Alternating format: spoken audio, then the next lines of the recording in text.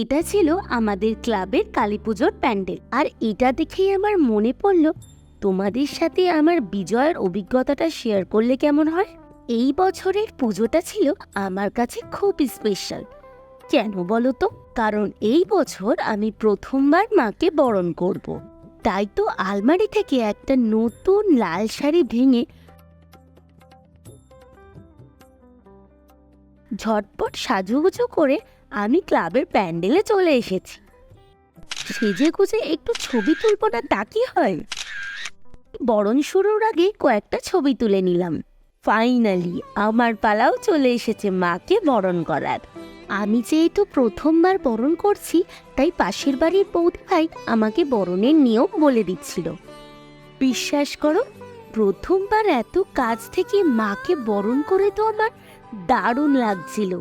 এটা ছিল একটা আলাদাই অনুভূতি।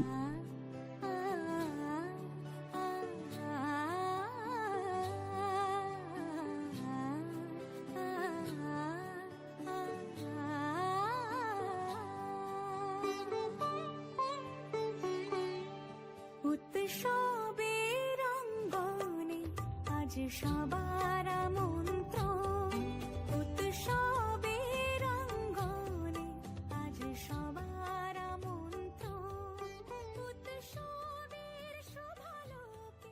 তারপর আর কি, জমিয়ে সিঁদুর খেলা। নাক থেকে কপাল অব্দি আমিও সিঁদুর মাখলাম।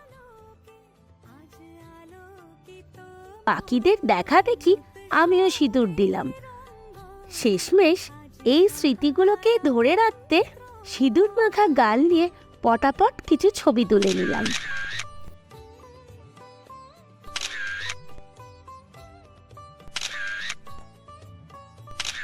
আর বন্ধুরা, তোমাদের প্রথম বরণের অনুভূতিও আমাকে কমেন্টের মাধ্যমে জানাতে পারো। প্রথম বছরটা আমার মতো তোমরাও কি এরকম স্পেশাল ফিল করেছিলে? সেটা আমাকে অবশ্যই শেয়ার করো কিন্তু। আজকের মতো টাটা।